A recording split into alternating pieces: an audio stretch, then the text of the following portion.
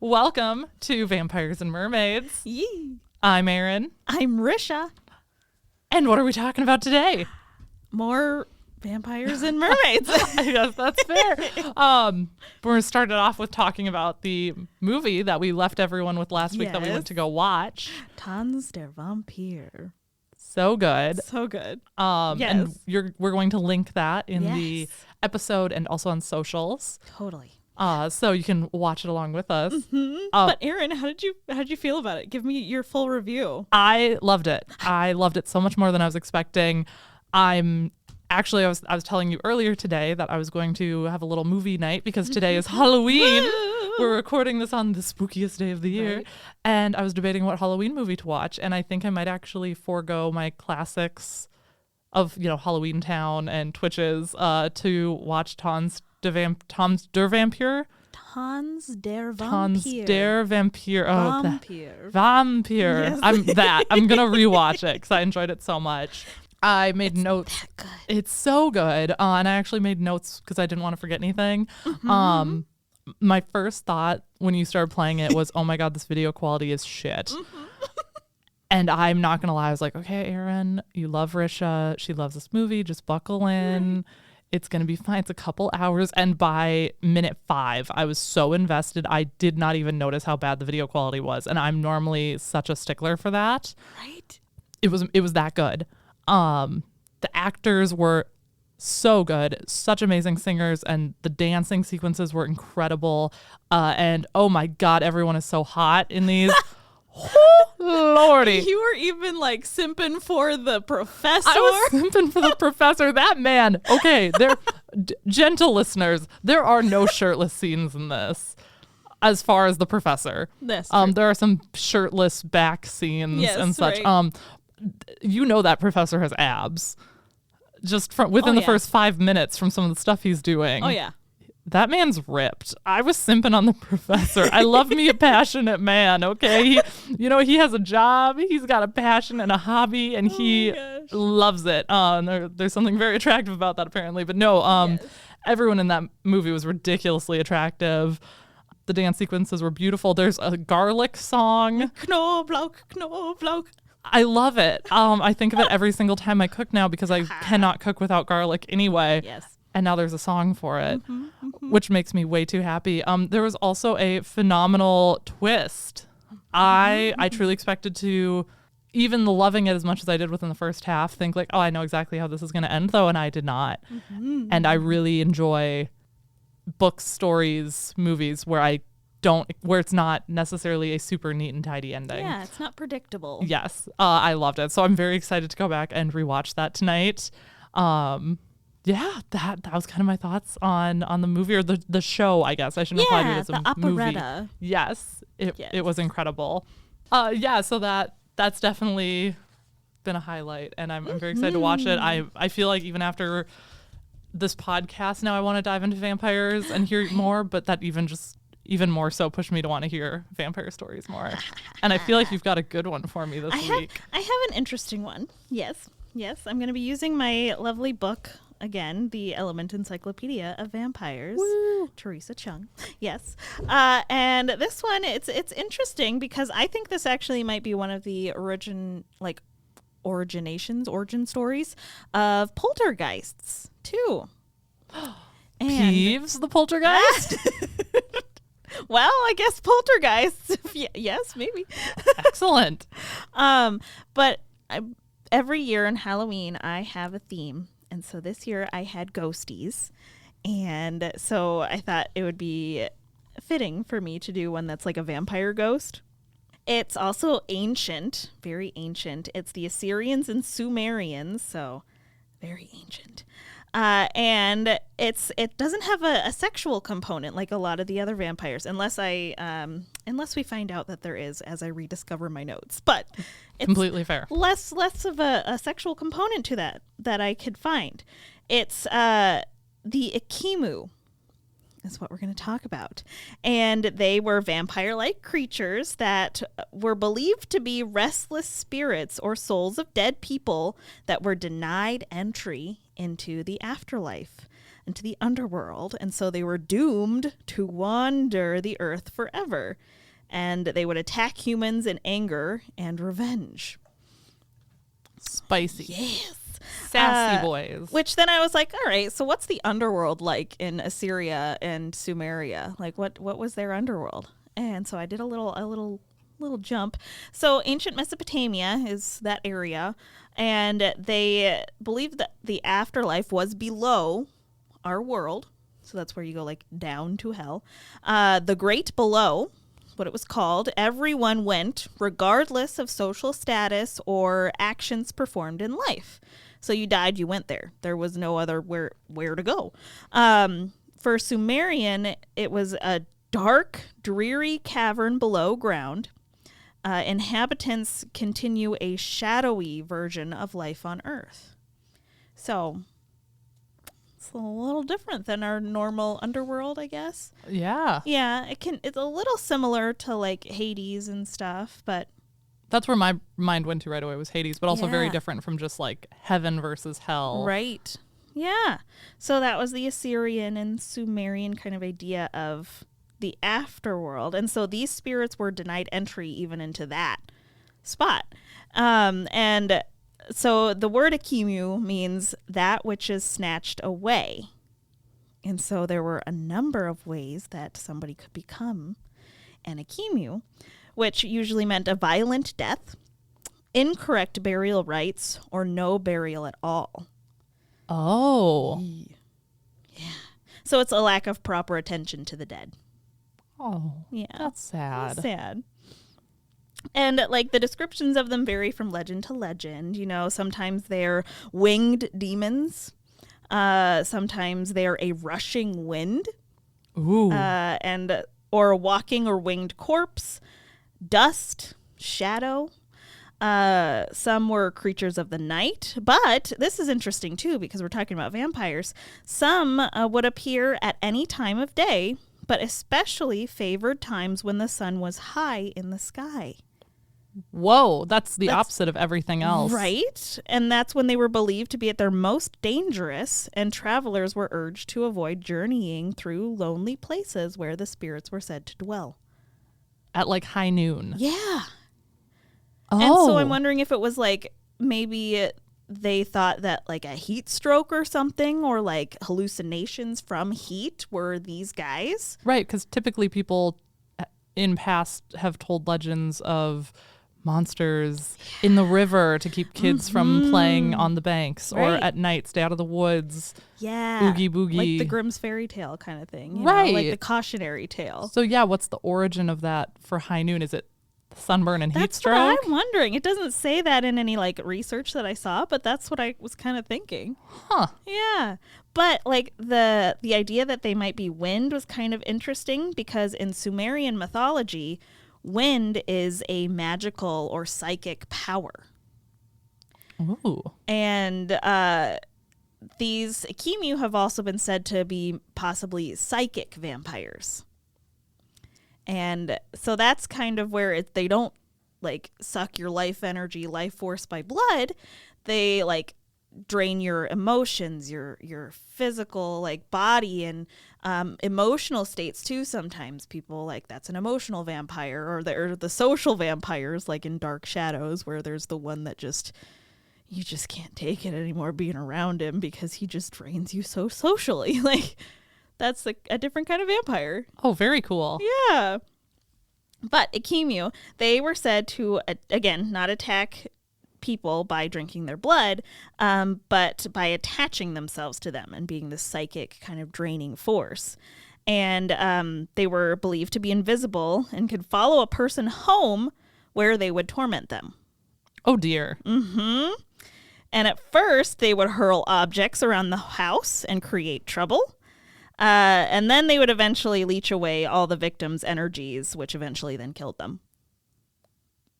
Ooh, bad times. Right? But that's like hurling objects and invisible. I'm like, you're a poltergeist. Yeah, that's very Peeps the Poltergeist. In Yeah. fact, just the causing general chaos and, yes, being invisible or see-through. Right? Very cool. Yeah. Once attached to somebody, it was very, very hard to get rid of them.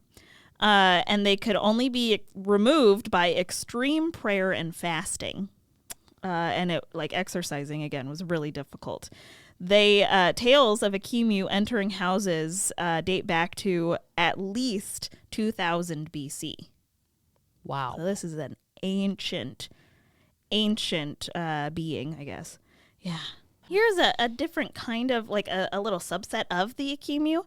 It's the most deadly form of them. They could manifest as the Alu or Alus. And ALUS is what it was. And they're hostile, demon-like creatures that could take on less substantial shapes, like the wind, the dust, the like shadow and smoke that I was talking about. And they are also often described as skeletally thin and deathly pale, with lips covered in scabs. Oh. And among the Assyrian undead, the Alu was perhaps the closest to the traditional vampire because these ones drank blood. Okay. So it's a little subset of them that drank blood. Weird. Yeah, and they could be repulsed by fire and distracted with pieces of bloody animal meat. Perfect. Mm-hmm. I also like to have that around just in case. Just hanging out. But the best form of protection was to wait until they returned to their graves so that their corpses could be dug up and either reburied correctly or burned. Yeah. I wonder how many burial, I don't want to say modern, but modern compared to 2000 BC, more current burial rites and habits happened because of those premonitions, like burying people with a coin to make sure they could get on the river, or burning bodies, or you know, how many other traditions stemmed from that idea. Yeah Maybe none of them did. Maybe those all have their own separate origin stories, but just the idea of not being allowed through to your final destination or needing to bury the body correctly, right? Yeah. That's something that's very important. Very cool. Yeah. Oh, cool. And those are the Ekimmu? Ekimmu, yeah. Interesting. Yeah. And like they would bait them to like try and catch them into cases and stuff. Oh. And, jars or boxes. They would find a way to get them in there to keep them away from everybody else.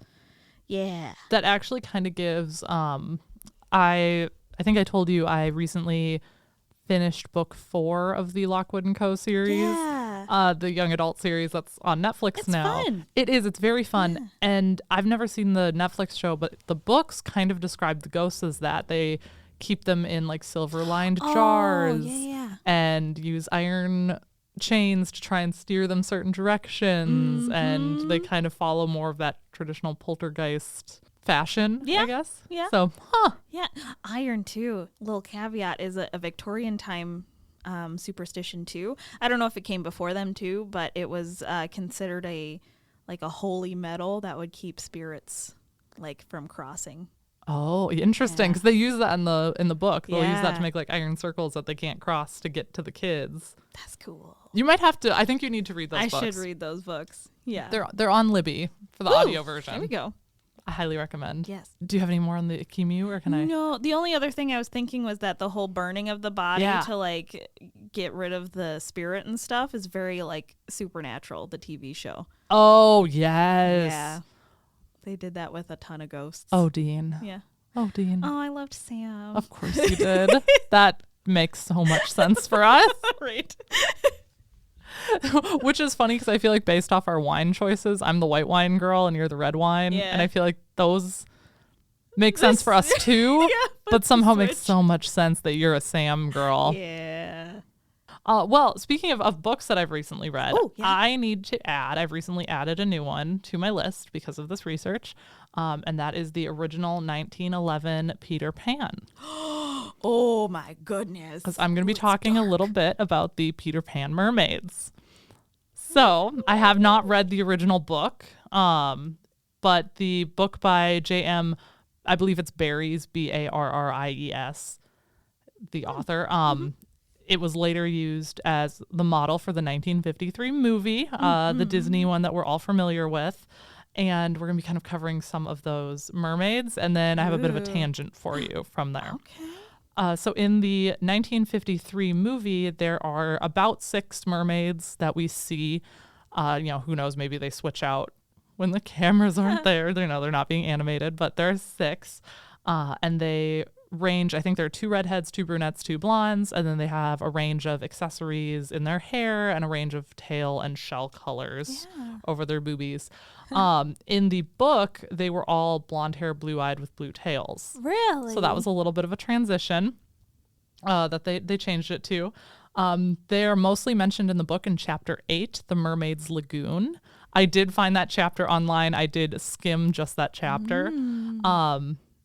But they are much creepier in the book. Ooh, okay. So in the movie, and I don't know, maybe you've seen it more recently than I have, they were just they didn't like Wendy. They're kind of flirty with Peter. They're just kind of some brats, honestly. They're like teenage girls, like you dealing with their hormones and being jerks to the girl that they don't like. Yeah. Right. They hate the new girl because she's getting time with the popular boy. Yeah. Well, in the Mermaid's Lagoon chapter in the Peter Pan book, they are described as uttering strange wailing cries at the turn of the moon. And they were straight up murderous. Like, they didn't just not like Wendy, they hated her. But they're also described as like playing with bubbles on sunny days. So have you seen the live action one with the kid with the blonde hair? I have not. Peter Pan? Because those mermaids are much more like that in that version of it. Oh, interesting. Okay, so they're much more evil than just... Oh, yeah. Okay. They like hiss and stuff. Oh, I hate that. Right. And Peter describes in that chapter, he's telling Wendy that the lagoon is a very dangerous place to go after dark. And in that chapter, he didn't really get into why. I assume if I read the rest of the book, it probably will. Oh, I haven't read it. Okay. I just know it's dark, and I know just little caveats about like the lost boys and stuff. Yes. Yeah. And I won't get too into that. So I'm just going to try and stick to the mermaids. Feel free to go read the book along with me if you want. But yeah, the mermaids sound terrifying. They're also described as just, in general, not having any knowledge of the difference between right and wrong. And I believe it's a quote from the movie of, we were only trying to drown her. Yes. So they don't really understand that that's not okay. They're just, what? It is what it is. Just don't worry about it. Let's see. So yeah, they're very jealous of Wendy. They're very vain. They're seen primming a lot of the time, or preening. A lot of the times they're fixing their hair. They're looking at themselves. And it turns out in the book, Hook was originally scared of them. When he first encountered the mermaids, he exclaimed, like, oh no, they're a bunch of Loreleis. And he referred to them as Lorelei's. What? So here's my tangent. What? Yep. So now we're going to kind of steer away from Peter Pan. That's kind of most of what I have on the mermaids from him, or from that book and movie. But I thought, well, why was Hook calling them Loreleis? Because I only think of Lorelai Gilmore from Gilmore Girls. But it turns out Lorelei is a German legend, which is largely popularized by Clemens Brentano. I don't know if it was popularized by him or wrote by him. Oh my gosh, tell me more. Tell me all of this. I will. So Lorelei was actually the name of a rock that was in the Rhine River, and it was kind of out in the river, like it was a point of the river that you could like walk onto this rock. And apparently it could make some, I don't know, maybe it's still there. Apparently it's an actual location in Germany, but it would make a weird wailing sound. Something about the way it was shaped and wind that would pass through it. It made a really eerie sound. And there was a story about a woman named Lorelei who fell in love. She was an immortal creature, but she was a daughter of the Rhine River. I couldn't find more information on that, but just that she was a daughter of the Rhine. And one day Cupid's arrow struck her and she fell in love with a fisherman. But then she found out that another woman was also in love with him. And she got real mad, as you would, and drown him. Oh, him? Yeah, she decided to just drown her lover. And after that, she became so spiteful, she continued to lure men on this rock. Jesus. She is kind of the origin siren story. I don't know if she's the origin, but she is one of the original siren stories. So that's one version of the story. There are other ones too where she was waiting for her lover to return. She fell in love with this fisherman again, and he sailed off on a fishing trip and just never came home to her. And so she threw herself off the Rhine rock. Gosh. So in one version, she kills herself, and in the other version, she kills him. But either way, in the one where she kills herself, it's her spirit then that tends to stay on the rock and lure men to their doom. Until one day, the Prince of Palestine's son, Count Ludwig, heard about this, and he became lured by her. Now, I believe he escaped. I couldn't find a ton of details, but Prince Palestine became very upset because his son almost was killed by this woman luring men to this rock and sent an army to kill her. But remember, she's the daughter of the river. Yeah. So she ripped off her pearl necklace and started dropping pearls into the river until a water chariot, came and rescued her. Oh my gosh. So I nerded out about this when I read that part because I love the Sarah J. Maas books. And in Crescent City 2, and this is no real spoilers. By the time you'd get to this part, you already know what's going on. No spoilers allowed in this. They actually talk about how a group of people use dropping pearls into water to communicate with their allies for rescue. So there's actually a part where someone who is in trouble, they said, well, we got the message because they dropped a pearl into the water, and so we came to save them. Whoa. So I really enjoyed that. Was a fun little callback. Yeah. That wasn't just something that was made up. That's probably based on Like she Lorelai's read that, tale. Yeah. Right. Ooh. So how neat is that? That's cool. And then a fun little thing, Lorelai is a German legend, or the origin of Lorelai is German, and then the author of Peter Pan is Scottish. But a little tie to where we are in the States, there's actually a fountain of Lorelai in Henrikine Park, I believe, in the Bronx. Ooh, cool. Right here in New York. Cool. Well, we're not in New York, No. but right here in the U.S. in New York. Yep. So that is my fun little tangent onto Peter Pan, which led me to Lorelai, Yeah. which somehow circled back around to a book I read this year, which felt kind of crazy. That's cool. I'm very excited for Crescent City 3, by the way. I think that's coming out in January. I'm debating taking the day off work just so I can read it. Oh. Very excited. But I think that's all I had on Yeah. that. Pretty neat. We don't have any movies this week. No, I don't think we have none this anything going week. on. So No. we'll be back next week with another episode. I don't think we have any themes or anything. So Yeah. So watch your tails and cover your neck. we'll see you next week.